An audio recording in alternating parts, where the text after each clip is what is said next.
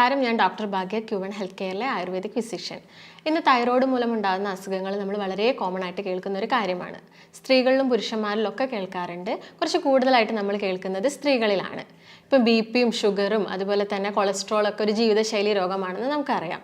അതുപോലെ തന്നെ തൈറോയ്ഡ് മൂലമുണ്ടാകുന്ന പ്രശ്നങ്ങളും ഒരു ജീവിതശൈലി രോഗമായിട്ട് മാറിക്കൊണ്ടിരിക്കുകയാണ്. ഇപ്പോൾ തൈറോയ്ഡ് ഗ്രന്ഥിയുടെ പ്രവർത്തനം കൂടിയാലും കുറഞ്ഞാലും അതുപോലെ തന്നെ തൈറോയ്ഡ് ഗ്രന്ഥിയുടെ സൈസിൽ ഉണ്ടാകുന്ന വ്യത്യാസങ്ങൾ കൊണ്ടൊക്കെ അസുഖങ്ങൾ ഉണ്ടാവാറുണ്ട്. അപ്പോൾ നമുക്ക് കുറച്ച് കൂടുതലായിട്ട് തൈറോയ്ഡ് ഗ്രന്ഥിയെക്കുറിച്ചിട്ടും അതുമൂലം ഉണ്ടാകുന്ന പ്രശ്നങ്ങളെക്കുറിച്ചിട്ടും നോക്കാം. അപ്പോൾ എന്താണ് തൈറോയ്ഡ് ഗ്രന്ഥി? നമ്മുടെ കഴുത്തിൽ മുൻവശത്തായിട്ട് ബട്ടർഫ്ലൈ അഥവാ ചിത്രശലഭത്തിൻ്റെ ആകൃതിയിൽ കാണുന്ന ഗ്രന്ഥികളെയാണ് നമ്മൾ തൈറോയ്ഡ് ഗ്രന്ഥികൾ എന്ന് പറയുന്നത്. ഇവരുടെ പ്രധാന ധർമ്മം എന്ന് പറയുന്നത് ദൈനംദിന ഊർജ്ജ വിനിയോഗമാണ്. അതുപോലെ തന്നെ ഇവ നമ്മുടെ ശരീരത്തിലെ വളരെ പ്രധാനപ്പെട്ടൊരു എൻഡോക്രൈൻ ഗ്ലാൻഡ് കൂടിയാണ്. അതായത് T3, T4 എന്ന് പറയുന്ന ഹോർമോൺസ് പ്രൊഡ്യൂസ് ചെയ്യുന്നത് തൈറോയ്ഡ് ഗ്രന്ഥികളാണ്. ഈ തൈറോയ്ഡ് ഗ്രന്ഥികളുടെ പ്രവർത്തനം നിയന്ത്രിക്കുന്നത് തലച്ചോറിലെ പിറ്റ്യൂട്ടറി ഗ്രന്ഥികൾ, മാസ്റ്റർ ഗ്രന്ഥികളായ പിറ്റ്യൂട്ടറി ഗ്രന്ഥികളാണ്. ഇവ പ്രൊഡ്യൂസ് ചെയ്യുന്ന TSH എന്ന് പറയുന്ന ഹോർമോണാണ്, തൈറോയ്ഡ് സ്റ്റിമുലേറ്റിംഗ് ഹോർമോൺസ്. മെയിനായിട്ടും കാണുന്ന അസുഖങ്ങൾ ഏതൊക്കെയാണെന്ന് നമുക്ക് നോക്കാം. തൈറോയിഡിൻ്റെ പ്രവർത്തനം കുറഞ്ഞാൽ ഹൈപ്പോ തൈറോയിഡിസം, പ്രവർത്തനം കൂടിയാൽ ഹൈപ്പർ തൈറോയിഡിസം, അതുപോലെ തൈറോയിഡിൻ്റെ സൈസ് വലുതാവുന്നതിന് നമ്മൾ ഗോയിറ്റർ എന്ന് പറയുന്നു. അതുപോലെ ഹഷിമോട്ടോസ് തൈറോയിഡൈറ്റിസ്, അതൊരു ഓട്ടോ ഇമ്മ്യൂൺ അസുഖമാണ്. അപ്പോൾ എന്താണ് ഹൈപ്പോ തൈറോയിഡിസം എന്ന് നോക്കാം. ഹൈപ്പോ തൈറോയിഡിസം എന്ന് പറയുന്നത് നമ്മുടെ തൈറോയ്ഡ് ഗ്രന്ഥി പ്രൊഡ്യൂസ് ചെയ്യുന്ന T3, T4 എന്ന ഹോർമോൺസ് കുറച്ചായിരിക്കും പ്രൊഡ്യൂസ് ചെയ്യുന്നത്. അപ്പം നമ്മുടെ മാസ്റ്റർ ഗ്രന്ഥിയിലോട്ട് ഒരു സിഗ്നൽ പോവും. TSH ഹോർമോൺസ് കൂടുതൽ പ്രൊഡ്യൂസ് ചെയ്യും. ഇപ്പം നമ്മൾ ബ്ലഡ് ടെസ്റ്റ് ചെയ്യുന്ന സമയത്ത് T3, T4 ഹോർമോൺസ് കുറവും TSH ഹോർമോൺസ് കൂടുതലുമായിരിക്കും. ഇതാണ് ഹൈപ്പോ തൈറോയിഡിസത്തിൽ സംഭവിക്കുന്നത്. അപ്പോൾ എന്തൊക്കെയാണ് ഹൈപ്പോ തൈറോയിഡിസം ഉള്ള ഒരു വ്യക്തിയിൽ കാണിക്കുന്ന ലക്ഷണങ്ങളെന്ന് നോക്കാം. ഇങ്ങനെയുള്ള വ്യക്തികളിൽ ശരീരഭാരം കൂടുതലായിരിക്കും. അവർ കഴിക്കുന്ന ഭക്ഷണം കുറവായിരിക്കും. അതുപോലെ കൂടുതൽ കൊഴുപ്പുള്ള ഭക്ഷണങ്ങളൊന്നും കഴിക്കുന്നുണ്ടാവില്ല. പക്ഷെ അവർക്ക് ശരീരഭാരം വളരെ കൂടുതലായിരിക്കും. ഇതുപോലെ തന്നെ അവരിൽ കാണുന്നതാണ് കൊളസ്ട്രോൾ കൂടുതൽ. അതായത് നല്ല കൊളസ്ട്രോൾ കുറവുമായിരിക്കും, ടോട്ടൽ കൊളസ്ട്രോൾ കൂടുതലുമായിരിക്കും. കൊഴുപ്പുള്ള ഭക്ഷണങ്ങളൊന്നും കഴിക്കുന്നില്ല, പക്ഷെ എപ്പോഴും നല്ല കൊളസ്ട്രോൾ കുറവുമായിരിക്കും. ടോട്ടൽ നോക്കുമ്പോഴാണെങ്കിലും അത് എപ്പോഴും എബോവ് 200 ഒക്കെ ആയിരിക്കും ഉണ്ടാവുക. പിന്നെ വേറൊരു കാര്യം എന്ന് പറയുന്നത് അവരുടെ സ്കിന്നിലും ഹെയറിലും ഒക്കെ ഉള്ള വ്യത്യാസങ്ങളാണ്. സ്കിൻ എന്ന് പറയുന്നത് ഭയങ്കര ഡ്രൈ ആയിരിക്കും. അതുപോലെ തന്നെ ഭയങ്കര തൊലിക്കൊക്കെ നല്ല കട്ടി ഉണ്ടാവും.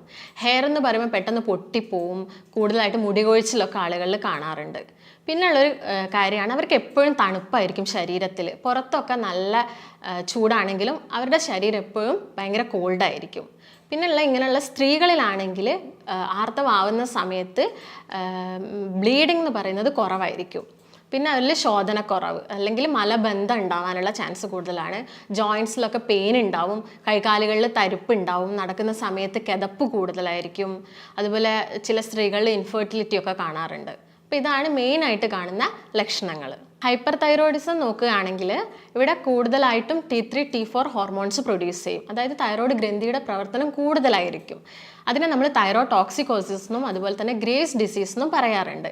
ഈ സമയത്ത് പിറ്റ്യൂട്ടറി ഗ്ലാൻഡ്സ് പ്രൊഡ്യൂസ് ചെയ്യുന്ന TSH ഹോർമോൺസ് കുറവായിരിക്കും. ഇപ്പോൾ ബ്ലഡ് ടെസ്റ്റ് ചെയ്യുകയാണെങ്കിൽ TSH കുറവും T3, T4 ഹോർമോൺസ് കൂടുതലായിരിക്കും കാണുന്നത്. ഇതിൽ കാണിക്കുന്ന പ്രധാന ലക്ഷണം എന്ന് പറയുന്നത് ഹൈപ്പോ തൈറോയിഡിസത്തിൻ്റെ നേരെ ഓപ്പോസിറ്റ് ആയിരിക്കും. അതായത് ഇപ്പോൾ മലബന്ധമായിരിക്കില്ല, ഇതിൽ IBS ആയിരിക്കും കൂടുതലായിട്ടും കാണുന്നത്. അതായത് ലൂസ് മോഷനൊക്കെ ആയിരിക്കും കൂടുതലായിട്ടും കാണുന്നത്. മുടി കൊഴിച്ചിൽ 2 കേസിലും നമ്മൾ കാണാറുണ്ട്. അതുപോലെ തന്നെ ജോയിൻറ്റ് പെയിനും 2 കേസിലും കാണാറുണ്ട്. പിന്നെ ഉള്ളൊരു സംഭവം എന്ന് പറയുന്നത് ടോട്ടൽ കൊളസ്ട്രോൾ കുറവായിരിക്കും. അതുപോലെ തന്നെ നല്ല കൊളസ്ട്രോൾ എന്ന് പറയുന്നത് കൂടുതലായിരിക്കും ഇങ്ങനെയുള്ള ആളുകൾ കാണുന്നത്. പിന്നെ ആർത്തവ സമയത്ത് സ്ത്രീകളിൽ ബ്ലീഡിങ് കൂടുതലായിട്ട് കാണും. അതുപോലെ തന്നെ ഇങ്ങനെയുള്ള ആളുകളിൽ വിശപ്പ് കൂടുതലായിരിക്കും. അവർ കൂടുതലായിട്ട് ഭക്ഷണം കഴിക്കുന്നുണ്ടാവും, പക്ഷേ അവരുടെ ശരീരഭാരം വളരെ കുറവായിരിക്കും.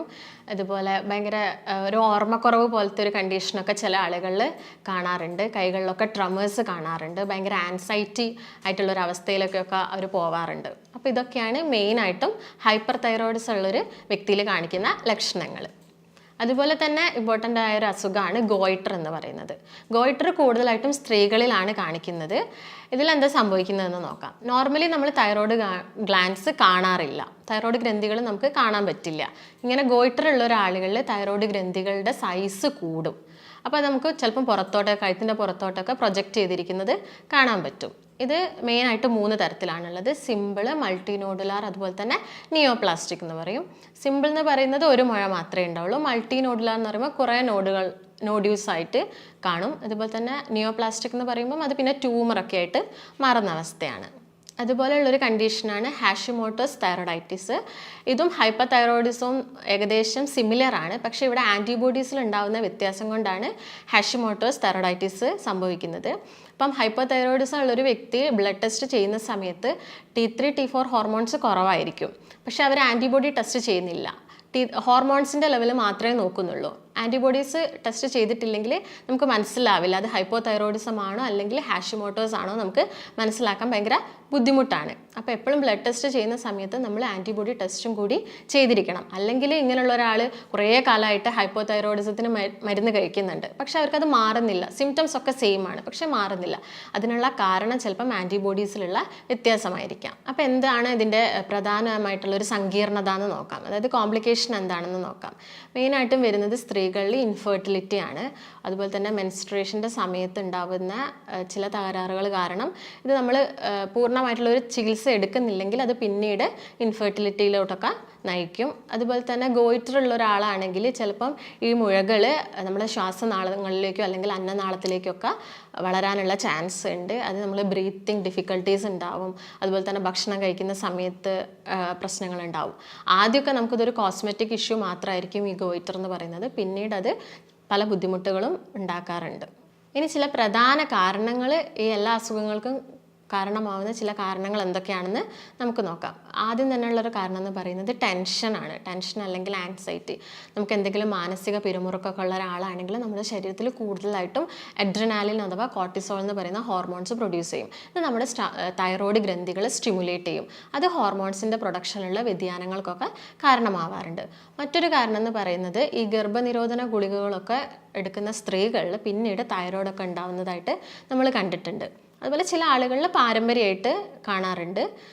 അതുപോലെ കൂടുതലായിട്ട് ബ്രൊക്കോളി, ക്യാബേജ്, കോളിഫ്ലവർ ഒക്കെ എടുക്കുന്ന ആളുകളിൽ ഈ അസുഖം വരാറുണ്ട്. ഇത് മെയിനായിട്ട് ചെയ്യുന്നത് നമ്മുടെ ശരീരത്തിലുള്ള അയോഡിനെ വലിച്ചെടുക്കും. അപ്പോൾ അയോഡിൻ്റെ ഒരു സാന്നിധ്യം നമ്മുടെ ശരീരത്തിൽ ഇല്ലെങ്കിൽ അല്ലെങ്കിൽ കുറവാകുമ്പോൾ തൈറോയ്ഡ് അസുഖങ്ങൾ വരാനുള്ള ചാൻസ് കൂടുതലാണ്. അതിനുള്ള കാരണം എന്ന് പറയുന്നത് നമ്മുടെ ശരീരത്തിൽ അയോഡിൻ ഉപയോഗിച്ചിട്ടാണ് ഈ തൈറോയ്ഡ് ഗ്രന്ഥികൾ ഈ ഹോർമോൺസ് പ്രൊഡ്യൂസ് ചെയ്യുന്നത്. അപ്പം വേണ്ടത്ര അയോഡിൻ നമ്മുടെ ശരീരത്തിൽ ഇല്ലെങ്കിൽ അത് പിന്നീട് തൈറോയ്ഡ് അസുഖങ്ങളൊക്കെ ഉണ്ടാക്കാനുള്ള കാരണങ്ങളുണ്ട്.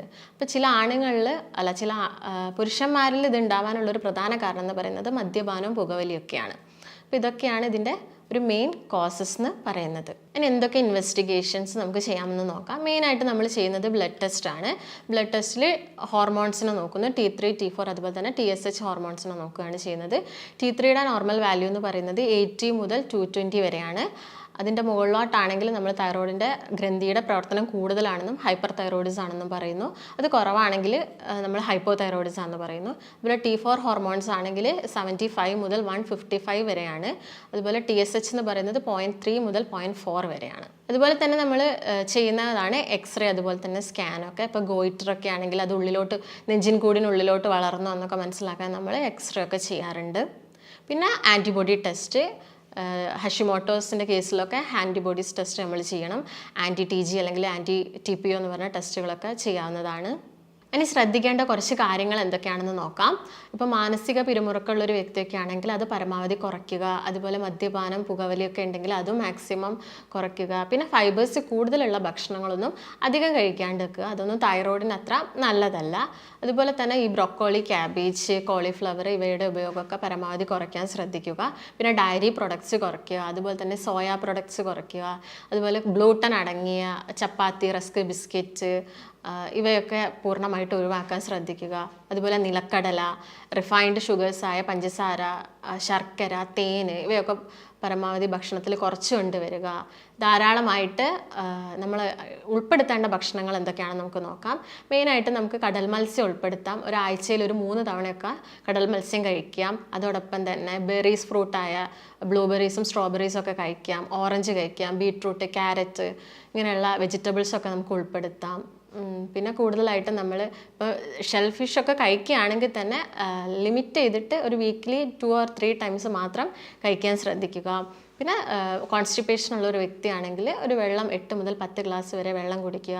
അതുപോലെ ഇപ്പം ഹൈപ്പോതൈറോയിഡിസത്തിൻ്റെ കേസിൽ തടിയൊക്കെ ഉള്ള ആളുകളാണെങ്കിൽ വ്യായാമം ചെയ്യാൻ ശ്രദ്ധിക്കുക. അതുപോലെ ദിവസം ഒരു 45 മിനിറ്റ്സ് ഒക്കെ വ്യായാമം ചെയ്യുക. അതോടൊപ്പം തന്നെ നന്നായിട്ട് ഉറങ്ങുക. ഇതൊക്കെ ചെയ്യുകയാണെങ്കിൽ നിങ്ങൾക്ക് തൈറോയിഡ് മൂലം ഉണ്ടാകുന്ന പ്രശ്നങ്ങൾ ഒരു പരിധിവരെ കുറയ്ക്കാൻ പറ്റുന്നതായിരിക്കും. അപ്പോൾ ഇത്തരം പ്രശ്നങ്ങളൊക്കെ ആയിട്ട് ഒരാൾ നമ്മുടെ ക്ലിനിക്കിൽ വരികയാണെങ്കിൽ നമ്മൾ പൂർണ്ണമായിട്ട് ആ വ്യക്തിനെ അനാലിസിസ് ചെയ്തിട്ട് വേണ്ട ലാബ് ടെസ്റ്റുകളൊക്കെ നിർദ്ദേശിച്ച് ഒരു ഡയറ്റ് പ്ലാനും കൊടുക്കും. അതോടൊപ്പം തന്നെ ആയുർവേദിക് മെഡിക്കേഷൻസും നൽകുന്നതാണ്. അപ്പോൾ നിങ്ങൾക്ക് എന്തെങ്കിലും സംശയങ്ങളോ കാര്യങ്ങളോ ഉണ്ടെങ്കിൽ താഴെ കാണുന്ന നമ്പറുമായിട്ട് ബന്ധപ്പെടുക. നമുക്ക് മറ്റൊരു നല്ല വീഡിയോ ആയിട്ട് വീണ്ടും കാണാം. നന്ദി.